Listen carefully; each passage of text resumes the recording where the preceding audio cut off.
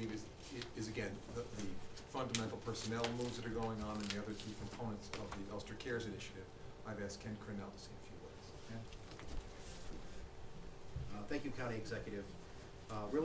My goal here is to talk about the R, or the restructuring, as part of the Ulster Cares program. But just as an aside, I want to thank the County Executive for his leadership on this issue. I mean, so many counties across the state are struggling with this very real loss of aid, the need to provide services.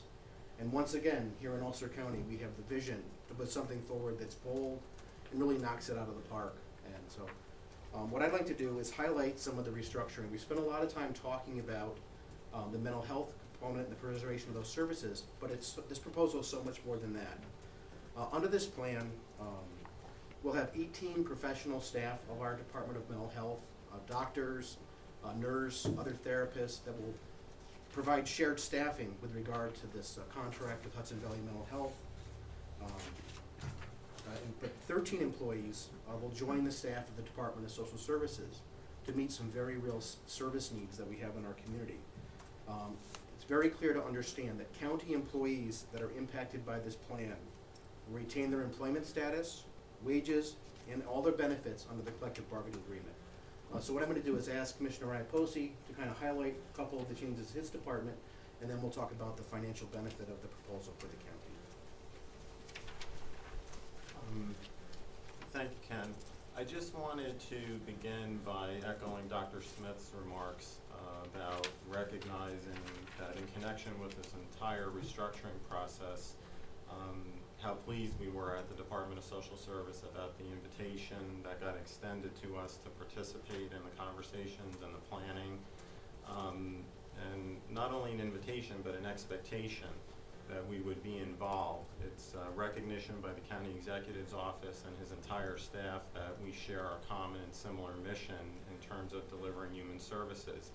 And as much as there's different things that we do, we serve a very common population where there's a lot of crossover with clients, and that we're able to integrate and be familiar with and aware of what our respective departments are doing really creates the type of dynamic that helps to benefit all of our collective clients. So this part of the proposal is really part of the proposal that definitely emphasizes better government. We've had some needs in our department that have been identified over the past couple of years where, as a result of dramatically increased caseloads with regard to particular programs, we have been expending a lot of effort and time to continue the best degree of delivery of services. One of those program areas is with our HEAP. There's been an enormous increase. It serves a large portion of county residents, many of whom are senior citizens that are on fixed incomes as a result of their pension or Social Security benefits. It also services many hardworking families. We've teamed up with Office for the Aging to try to continue the delivery of that program in the most efficient and comprehensive way. And by being able to achieve a reallocation of what really I think County Executive Hine believes is the county's most important resource, which is staff, we have the expectation now that we're going to be able to create a dedicated HEAP unit. This particular program is seasonal, but the numbers and the caseloads are so large that we've really had to beg, borrow, and steal from some of our other units to be able to keep up with the demand. This development is just incredibly exciting and just so welcome and timely. So by being able to do that in our unit, we really feel we're going to achieve the maximum efficiencies with regard to HEAP. We're also going to be able to team with OFA to have someone in their office that can process these applications for our senior citizen population.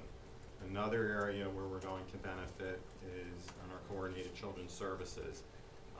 Our clinic, our efforts there, and this has been achieved by very closely evaluating some of the individuals who are currently on staff at Mental Health, looking very closely at skill sets, job titles, and we're going to be able to take some of those individuals and reallocate them to tasks where we have a need, where they're going to be welcomed, and they're going to be able to continue their careers in the human services field. So we're extremely excited about this development, and we're really thrilled, and we think it's going to be a very exciting time for us. Thank you.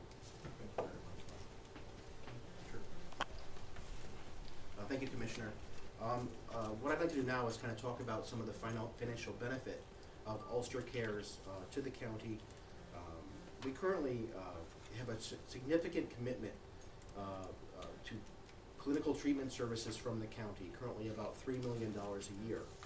Under this proposal, both with the new partnership with Hudson Valley Mental Health, combined with the reassignment of staff to the Department of Social Services, we're able to reduce expenses, leverage new federal and state aid that until now was not available, and produce a savings in the first year of approximately $122,000. So right from the get-go, this makes a lot of sense, both programmatically, but also financially for the county. But then going forward, as we fully implement the plan, the savings will expand upon that, and we expect some considerable recurring savings every year to the taxpayers of the county. To give you a sense of the proposed timeline for the Ulster Cares proposal, the first stage will be, it starts now, where we'll be presenting to the county legislature for their June 18th meeting a contract with Hudson Valley Mental Health to begin this transition. We anticipate a clinic transition that will occur from July 1st through the balance of the calendar year. So we've planned for a full 6-month transition, which quite frankly was really the most important part to us, that we ensure the continuity of care. With this type of a transition, there's work that needs to be done with the New York State Office of Mental Health through their regional office. So what we've done is, by allowing for a full 6-month transition, we can complete that work and make sure that all of our residents who need mental health treatment will continue to receive that treatment.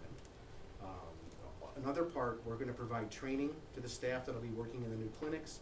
We'll also be providing training to the staff who will be transferring the Department of Social Services, so that they are prepared and they're ready to hit the ground running January 1st when this whole plan will come together. So what the public will be seeing is a contract before the county legislature for their consideration in June. Upon that approval, we will then incorporate the rest of the components of this plan, the staff transfers, etc., as part of our executive budget proposal, with the goal of everything fully implemented and in place for the start of the next fiscal year, which is January 1st. So with that, that's the outline of the proposal. I'll turn it back to the county executive for the balance of the time.